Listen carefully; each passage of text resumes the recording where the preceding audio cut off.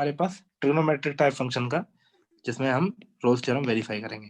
Question आपको दिया हुआ है f of x equal to sine x minus sine 2x और इंटरवल दिया हुआ आपको ऑन 0, तो वो कह रहा है वेरीफाई रोल्स थ्योरम।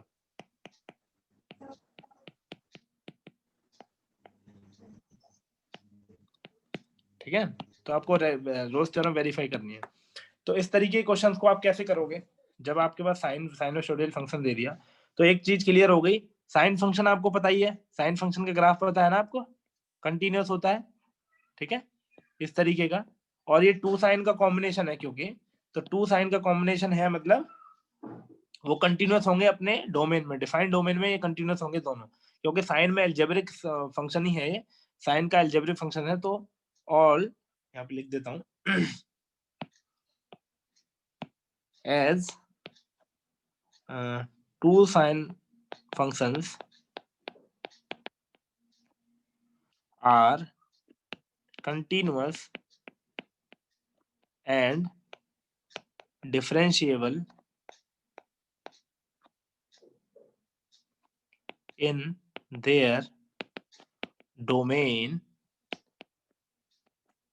ठीक है, एज लिखने की जरूरत नहीं है। तो दोनों साइन ऑफ फंक्शंस जो है, दोनों साइनोसॉइडल फंक्शंस जो है कंटिन्यूअस भी होंगे, डिफरेंशिएबल भी होंगे अपने डोमेन में, क्योंकि साइनोसॉइडल फंक्शन जो होता है वो कंटिन्यूअस होता है। आप डिफरेंशिएट करोगे तो वो 0 से लेके पाई के बीच में वैलिड आंसर ही देगा आपको, क्योंकि साइन साइन फंक्शन कभी भी इनवैलिड आंसर देता ही नहीं है। उसकी रेंज जो है +1 से -1 है, आपको पता ही है, इसके बीच में ही साइन फंक्शन घूमता है। ठीक है, ऐसे तो इस तरीके से साइनोसॉइडल फंक्शंस होते हैं। तो ये जो है इन्हीं के बीच में रहेगा आंसर, तो आपको हमेशा 0 से पाई के बीच में वो वैलिड आंसर ही देगा, इन्फिनिटी आंसर दे नहीं सकता है। तो इन्फिनिटी आंसर नहीं दे सकता है, दैट मींस आपको ये फंक्शन जो है कंटीन्यूअस और डेरिवेटिव दोनों हो गया। दो कंडीशन हमारी चेक हो गई। ठीक है, अभी हमने दोनों कंडीशन जो है चेक कर ली। तो अब हम थर्ड कंडीशन की ओर जाएंगे। वो क्या है बेटा? F of a equal to f of b, मतलब एफ ऑफ 0 निकालना पड़ेगा और एफ ऑफ पाई निकालना पड़ेगा, और वो दोनों बराबर आने चाहिए। ठीक है, तो f of a equal to f of pi निकालने, तो एफ ऑफ ए के लिए एफ ऑफ 0 निकालेंगे। तो 0 डाल दो आप साइन में, एक्स की जगह sine 0 minus sine of 2 into 0, that is also 0। Sine 0 की वैल्यू क्या होती है? 0। साइन 2 0, ये भी 0 0 0। ठीक है, ये आ गया एफ ऑफ 0। एफ ऑफ पाई निकाल लेते हैं। साइन 180 की वैल्यू अगेन 0 होती है, तो साइन पाई माइनस साइन 2 पाई। तो साइन पाई 0 पे भी 0 होता है, पाई पे भी 0 होता है। ठीक है, और 180 पे भी 0 होता है, सॉरी 180 पे 0 होता है, 360 पे भी 0 होता है। ग्राफ से ही देख लो, 0, ये पाई, ये 2 पाई, हर वैल्यू पे 0 0 होता है, आपको याद होगा तो। ठीक है, साइन ट्रिग्नोमेट्रिक फंक्शन पढ़ाए थे, रिवाइज करने की जरूरत होगी अगर नहीं आता है तो sine pi equal to 0 minus sine 2 pi equal to 0, hence 0। तो f of 0 equal to f of pi आ गया, मतलब f of a equal to f of b. Third condition भी ट्रू हो गई, पहली दो भी ट्रू हो गई। तो अब तीनों कंडीशन अगर ट्रू हो गई तो then there exist a point c at which f dash c equal to 0। तो मतलब स्लोप उसकी पैरेलल हो जाएगी। तो अब आपको फंक्शन को डिफरेंशिएट करना है, तो एफ डैश एक्स निकाल लेते हैं पहले। साइन एक्स का differentiation cos x minus sine 2x का हो जाएगा कॉस 2x इंटू 2। तो ये आ गया आपका cos of x minus 2 into cos of 2x। 2 into cos of 2x को आप क्या लिख सकते हो? Cos 2 cos square, cos 2a का फॉर्मूला लगा दिया, 2 cos square x minus 1, that is cos of x minus 4 cos square x plus 2। ये आ गया आपका फाइनली। अब वो कह रहा है कि f dash c equal to 0 होना चाहिए। तो f dash c equal to 0 के लिए इम्प्लाइज कॉस ऑफ सी, मतलब सी डाल दिया मैंने एक्स की जगह, cos of c minus 4 cos square c plus 2 equal to 0। ये प्रूव करना है आपको। अब तो फाइनली ये हो गया कॉस स्क्वायर सी, माइनस का मल्टीप्लाई कर देंगे तो 4 cos square c minus cos c minus 2 equal to 0। तो देखो ये स्क्वायर फंक्शन हो गया ना, पॉलिनोमियल। तो आप पॉलिनोमियल के रूट कैसे निकालते हो? B square minus 4ac upon 2a। तो रूट निकालने के लिए आपका आ गया माइनस बी, दैट इज -1, मतलब +1 हो जाएगा, under root of b square minus, मतलब minus minus plus 4 into 2 into 1, 4ac, 4 into 4 into 1, 4 into 4 into 1। ठीक है, divide by 2 into a, 2 into 8 हो गया है, सॉरी 2 इंटू 4। ठीक है, फॉर्मूला लगाया मैंने, ज्यादा दिमाग नहीं लगाना। Minus b square, sorry minus b plus minus under root of b square minus 4ac upon 2a, जिससे रूट निकलते हैं। ये फॉर्मूला लगाया, कुछ नया नहीं किया है, तो ऐसे घबराना मत, ठीक है। तो ये 2 है यार, कितनी गलतियां हो रही हैं। तो माइन plus 1 plus minus under root of 4 चौके 16 दूनी 32 और 33 अपॉन 8। तो ये आपकी रूट आ गई, दो वैल्यू आ गई। अब ध्यान से देखो, ये वैल्यू किसकी है बेटा, ये सी की वैल्यू है।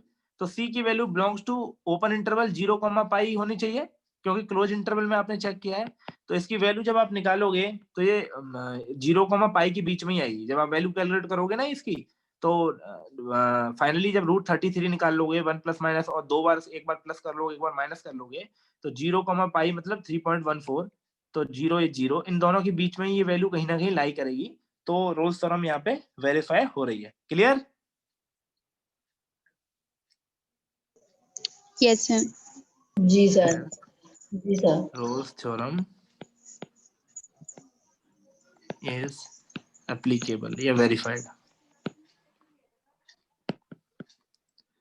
ठीक है। जिसके कोऑर्डिनेट क्या हो गए, c, f of c। c की जो भी वैल्यू निकलेगी, मतलब आप निकाल सकते हो, मैं निकाल ले रहा हूँ, इतना छोटा कैलकुलेशन आपके लिए छोड़ा है। ओके, तो इस क्वेश्चन के बाद अब नए क्वेश्चन पे पढ़ेंगे, नया टाइप। अब आपने ट्रिग्नोमेट्रिक फंक्शन भी समझ लिया किस तरीके से आपको चेक करना है। अभी आ गया आपके पास स्क्वायर रूट फंक्शन। ये क्वेश्चन है f of x equal to under root of 4 minus x square. अब इसको आपको चेक करना है -2, 2 में रोल्स थ्योरम एप्लीकेबल हो रही है या नहीं, है ना।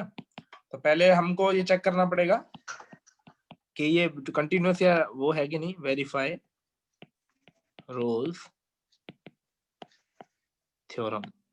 तो आपको ये चेक करना पड़ेगा पहले तो ये कि वो है कि नहीं, कंटिन्यूअस एंड डिफरेंशिएबल है कि नहीं, ठीक है। So let's check.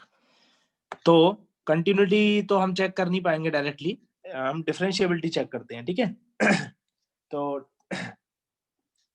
डिफरेंशिएबिलिटी हम सीधी चेक कर लेते हैं। अभी अभी बताया था मैंने, एफ डैश एक्स निकालेंगे सीधा। एफ डैश एक्स निकाला आपने, तो उसका square root 1/2 4 minus x square की पावर -12 इंटू -2। एक्स स्क्वायर है ना, 2x आएगा, सॉरी -2x। तो इस 2 से ये 2 कैंसिल हो जाएगा। फाइनली आपका डिफरेंशिएशन, अभी ये बेसिक डिफरेंशिएशन नहीं बताऊंगा मैं बार बार, इतना समझ में आ रहा होगा तुमको। तो -x upon under root of 4 minus x square, ये आपका डिफरेंशिएशन आ गया।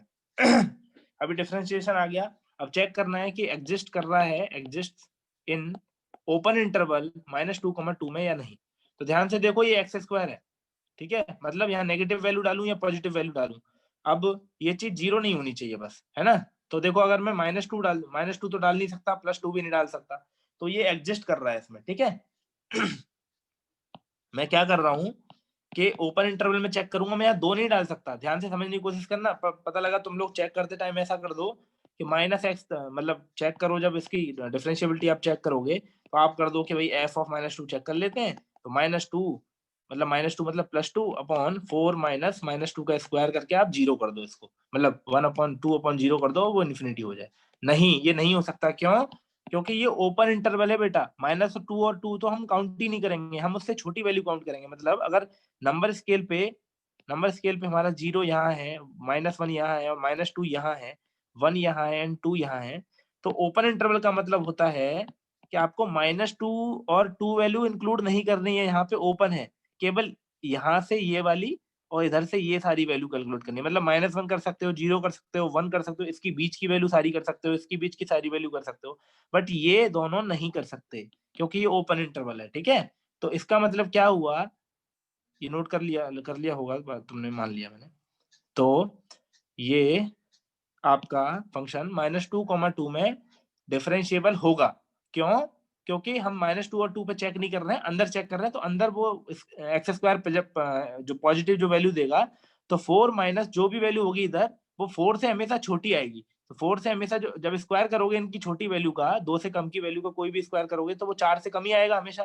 तो जो भी वैल्यू आएगी वो 4 में से माइनस होने के बाद अंडर रूट के अंदर कुछ पॉजिटिव वैल्यू बचेगी। तो कुछ पॉजिटिव वैल्यू बचेगी, मतलब ये फंक्शन जो है डिफाइंड है ना, डिफरेंशिएबल है इन -2, 2। तो डिफरेंशिएबिलिटी चेक हो गई।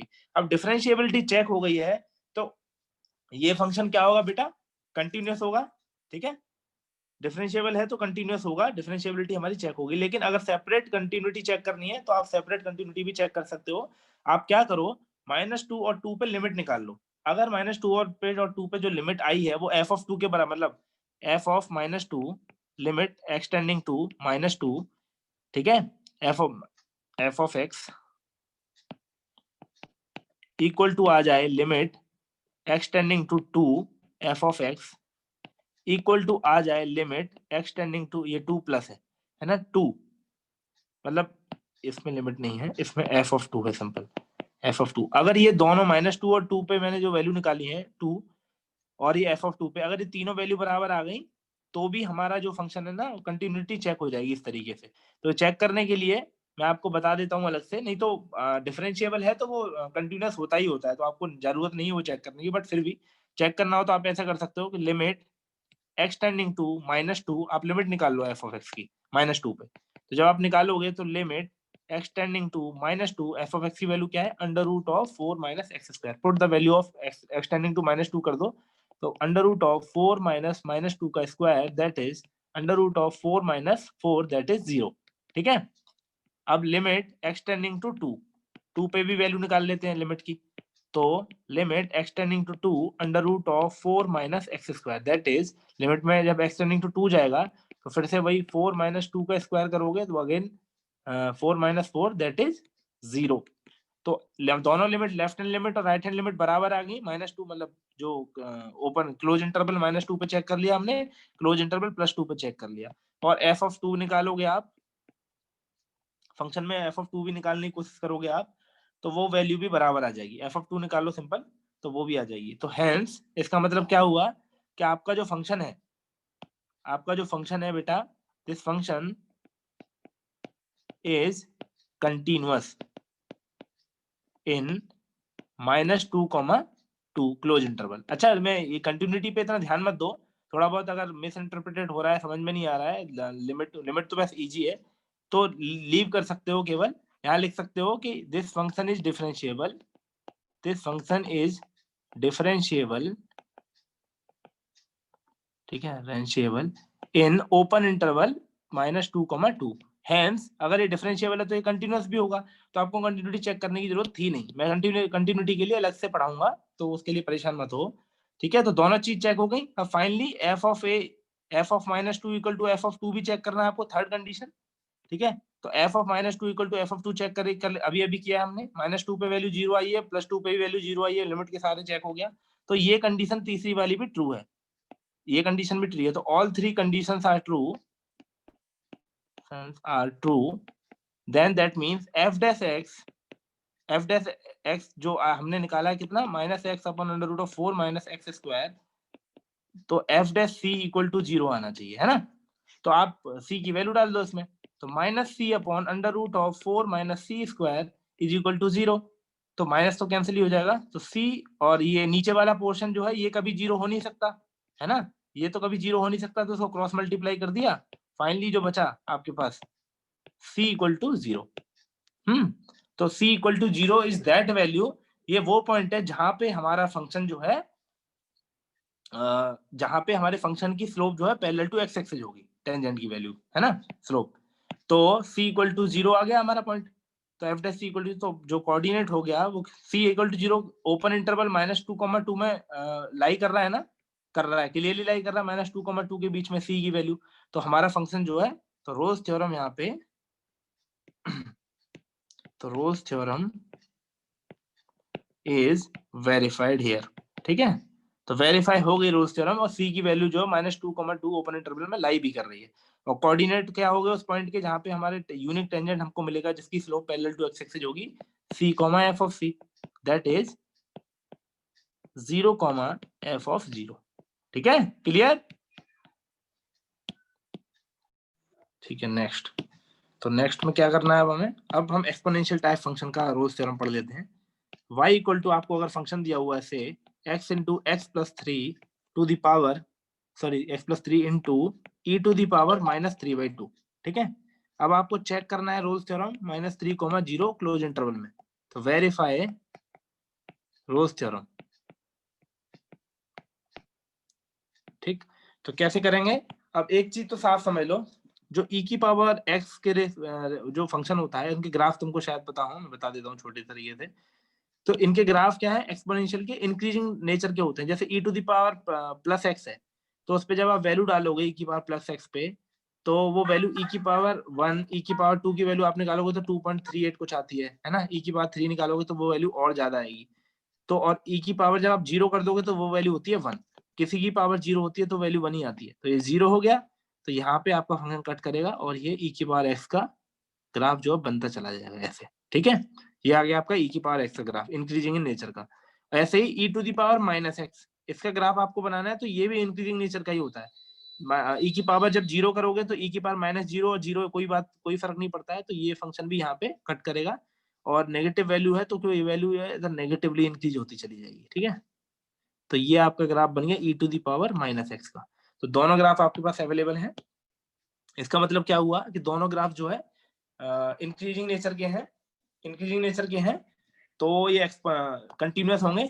दिख रहे हैं हमें क्लियरली, इंक्रीजिंग नेचर के हैं तो कंटिन्यूअस इन नेचर हो गए, सिंपल सी बात है, कंटिन्यूअस टाइप के फंक्शंस हो गए दोनों। और डिफरेंशिएबिलिटी चेक करने के लिए हम इसको डिफरेंशिएट करके देख लेंगे और फिर हम यहाँ पे डिफरेंशिएबिलिटी पे भी कमेंट कर देंगे। ठीक है, तो कंटिन्यूअस तो है, एक चीज तो हमें क्लियरली यहाँ से ग्राफ से ही दिख गया। ठीक है, एक्सपोनेंशियल एंड पॉलिनोमियल। ठीक है, मैं लिख देता हूँ फिर भी एक जनरल नोट, याद रहेगा तुमको। एक्सपोनेंशियल एंड पॉलिनोमियल तो आपको पता ही है, पॉलिनोमियल जो मैंने बताया आपको, जिनमें x की पावर होती है इस तरीके के function. Polynomial functions are continuous and differentiable in their domain. ठीक है, जो भी इनकी डोमेन होती है डिफाइंड, उसमें ये कंटिन्यूअस और डिफरेंशिएबल होते ही होते हैं, है ना? ये एक्सपोनेंशियल भी होते हैं, पॉलिनोमियल तो हमने पहले बता दिया। तो ये बात हमारी कंटिन्यूअस की खत्म होगी, डिफरेंशिएबिलिटी की ऑलमोस्ट बात खत्म ही होगी। लेकिन अब हमें थर्ड कंडीशन चेक करनी पड़ेगी कि -3,0 पे मतलब f ऑफ -3 और f ऑफ 0 बराबर आ रहा है कि नहीं, मतलब f of a equal to f of b। तो लेट्स चेक, f ऑफ -3 पे वैल्यू निकालते हैं, तो क्या वैल्यू निकलेगी? इसको जरा x को अंदर मल्टीप्लाई कर लेते हैं, तो ये फंक्शन हो जाएगा x² + 3x into e to the power -3/2। इसमें जरा f ऑफ -3 की वैल्यू डालो, तो +9 into e to the power -3/2 that is 0। f of 0 पे वैल्यू निकाल लो, तो वो 0 पे तो 0 सीधा ही हो रहा है, तो ये 0 ही आ गया। तो hence f of -3 is equal to f of 0 आ गया। तीनों कंडीशन प्रूव हो गई, तो अब एक ही कंडीशन बची, f dash c equal to 0।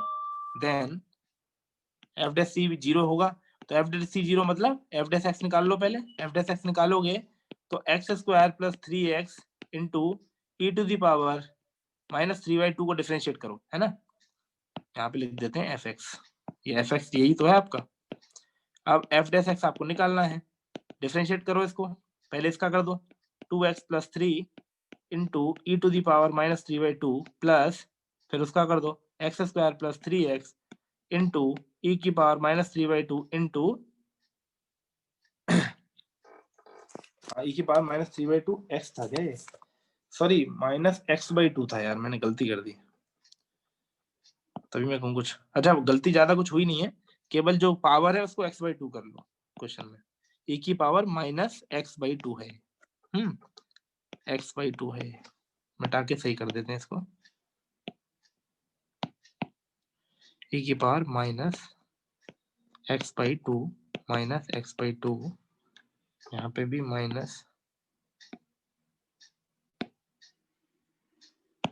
e की पावर -x/2, इसको डिफरेंशिएट कर रहे हैं तो इंटू e की power -x/2 plus x² + 3x into e की पावर -x/2 इंटू -12।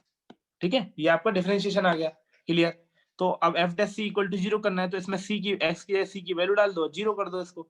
ठीक है, तो यहाँ पे पहले सिंप्लीफाई कर लो, सिंप्लीफाई करके एंड में c पुट कर देना, एक ही बात होती है, कोई ज्यादा ऐसा टेंशन वाली बात नहीं है उसमें, है ना? तो इसको सिंप्लीफाई कर लेते हैं। f डैश x क्या हो गया बेटा यहाँ से फाइनली, e की पावर -x/2 कॉमन है दोनों में, तो कॉमन ले लो, 2x + 3 इधर बचा, ठीक है, प्लस उधर क्या बचा, x² + 3x इंटू -12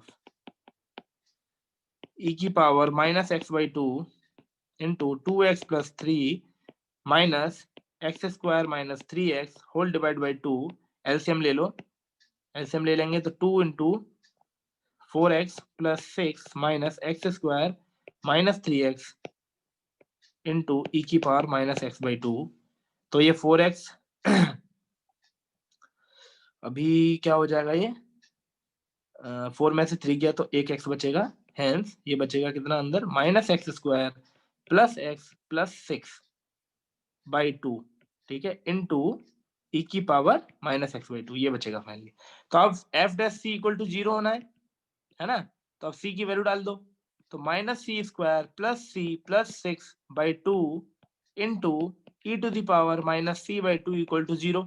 तो देखो एक्सपोनेंशियल फंक्शन है, ये तो कभी जीरो होगा ही नहीं, this can not be zero, this can not be zero, तो ये कभी जीरो होगा नहीं, तो इसको ही जीरो होना पड़ेगा। तो सी स्क्वायर माइनस सी माइनस 6 बराबर इसको ही जीरो होना पड़ेगा, मैंने माइनस का मल्टीप्लाई कर दिया फाइनली। तो जब आप रूट निकालोगे यहाँ से सी के, तो वो आएंगे -2,3, तो -2,3 आएंगे। अभी ओपन इंटरवल -3,0 में आने चाहिए, तो ओपन इंटरवल में -3,0 में 3 तो आ नहीं रहा है, तो 3 कट कर देंगे, -2 बिलोंग कर रहा है, तो हेंस एक वैल्यू आ गई, मतलब रोल्स थ्योरम इसी पॉइंट पर वेरीफाई हो जाएगी। क्लियर, समझ में आ गया? So moving on to the next question. अभी क्या है, एक लास्ट टाइप बचा हुआ है लॉगरिथमिक टाइप का, तो वो भी देख लेते हैं। अगर आपको fx इस तरीके का दिया हुआ, सपोज आपको fx दिया हुआ है एक function log of x square plus a b upon x into a plus b, इस तरीके का फंक्शन दिया हुआ है ऑन a कॉमा बी में क्लोज इंटरवल में, ठीक है। और जहां पे उसने डिफाइन किया है कि 0 से a बड़ा है, a से बड़ा b है, और दोनों पॉजिटिव है, क्योंकि दोनों 0 से बड़े हैं, a और b शुड बी पॉजिटिव। अब एक चीज हमें पता है कि इसकी कंटिन्यूटी और डिफरेंशिएबिलिटी चेक करने के लिए this thing should be positive, ठीक है। ये चीज जो हमेशा लॉग के अंदर पॉजिटिव होनी चाहिए, आपको पता ही है लॉग के अंदर नेगेटिव चीज डिफाइन नहीं होती है। तो this thing is always be, this thing should be positive, तो ये आपको पता है, this thing should be positive always, ये हमेशा पॉजिटिव, ये मैं लिखाने की जरूरत नहीं है, तुम्हें पता है लॉग के अंदर कोई भी चीज नेगेटिव नहीं होती, अगर वो है तो वो अनडिफाइन हो जाएगी, ठीक है। तो लॉग के अंदर ये चीज पॉजिटिव रहनी चाहिए। और लॉगरिथमिक जो फंक्शंस होते हैं वो सारे कंटिन्यूअस और डेरिवेटिव होते हैं अपने फंक्शन में, तो ये चीज मार्क कर लो। Logarithmic functions, log functions are continuous and derivative in their domain, ये चीज प्रूवन है, ठीक है। तो ये चीज हमने यहाँ मार्क कर दी। दूसरी चीज क्या, कि ये चीज और हमें बेसिक देखनी है कि लॉग के अंदर जैसे पॉजिटिव है, तो मतलब पॉजिटिव पे अभी हम जी ए जो है, ए और बी जो है दोनों पॉजिटिव है, तो ए बी जो है पॉजिटिव है, लेकिन हमें एक्स का नहीं पता है ना, क्योंकि एक्स वेरिएबल है ना, यहाँ पे एक्स का नहीं पता, उसके चक्कर में वैल्यू नेगेटिव भी हो सकती है। लेकिन इन जनरल जो लॉग फंक्शंस होते हैं वो कंटिन्यूअस और डेरिवेटिव होते हैं अपनी डोमेन में, तो डोमेन जो ए से बी है वो डिफाइंड है पहले से ही, तो उसमें हम मान के चलते हैं कि कंटिन्यूअस और डेरिवेटिव होंगे ही होंगे लॉग फंक्शन। तो अब हम थोड़ा सा चेक कर लेते हैं एफ ऑफ ए और एफ ऑफ बी को। अगर हमारा एफ डैश एक्स बी इस पे सही आ गया, तो दैट मीन्स हमारी रोल्स थ्योरम वेरीफाई हो जाएगी। लेट्स सी, तो एफ ऑफ ए निकाल लेते हैं। तो एफ ऑफ ए निकालूंगा मैं, तो log of a square plus a b upon a into a plus b, ठीक है। फाइनली ये हो जाएगा log of a square plus a b upon a square plus a b. तो देखो दोनों सेम हो गए, कट के 1 हो जाएंगे, और log 1 की वैल्यू क्या होती है, 0, ठीक। ऐसे ही एफ ऑफ बी भी निकाल सकते हो आप, log of b square plus a b upon b into a plus b, ठीक है। तो ये भी अगेन वही आ गया, log of b square plus a b upon b square plus a b, that is log 1, that is 0। तो f of a equal to f of b भी आ गया, ये दोनों, ये भी कंडीशन भी प्रूव हो गई, hence f dash c should be 0। तो अब एफ डैश एक्स निकाल लो, एफ डैश एक्स निकाल रहे हैं तो क्या, अब इसको थोड़ा ब्रेक कर लो, फंक्शन को डिफरेंशिएट करना है ना आपको, तो फंक्शन को थोड़ा ब्रेक करके ले। लॉग की प्रॉपर्टी बताइए, है लॉग में ऊपर नीचे अपॉन में होता है जब कोई चीज, लॉग एक्स अपॉन वाई, और सेम बेस है, तो log of x minus log of y हो जाता है, ये आपको पता ही है, मुझे बताने की जरूरत नहीं है, मैंने लॉग के लिए सेपरेट क्लास ली थी। Log of x square plus a b minus log of x into a plus b हो जाएगा ये, है ना। अलग अलग हो गया। अब इसको डिफरेंशिएट कर लो, इजी पड़ गया आपके लिए। डिफरेंशिएट करोगे तो 1/x² plus AB into x² plus AB का डिफरेंशिएशन हो जाएगा 2x minus 1/x into A plus B into, या इसका डिफरेंशिएशन हो जाएगा A plus b, x multiplication में। तो इसे A प्लस बी से पूरा A प्लस बी कैंसिल कर दो, यहाँ पे एलसीएम ले लो x into x² plus AB का, ठीक है। तो ये कितना हो जाएगा 2x² minus x² minus AB, hence ये पूरी चीज हो जाएगी x² minus AB upon x into x² plus AB। तो this thing f dash x है ना, तो f डैश c करना है, वो 0 के बराबर, तो f डैश c कितना हो गया c² minus AB upon c into c² plus AB equal to 0।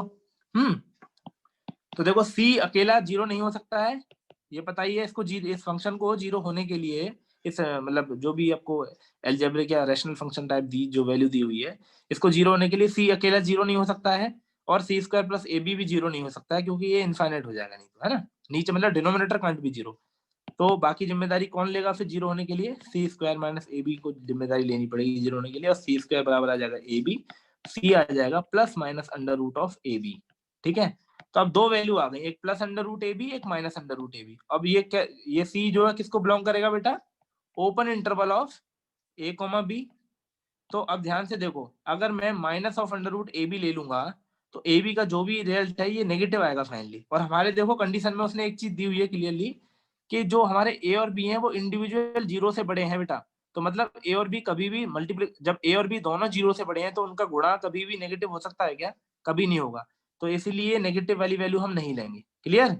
तो इसीलिए आंसर आपका फाइनली क्या हो गया, c equal to plus under root AB, ठीक है। तो इस पर्टिकुलर वैल्यू जो A और B के बीच में लाई करेगी, इस पर्टिकुलर वैल्यू पे हमारा रोल्स थ्योरम वेरीफाई होगी और कोऑर्डिनेट होंगे c, f ऑफ c, यानी अंडर रूट ऑफ AB, एक minute, under root of AB comma f of under root of AB, clear. जी सर।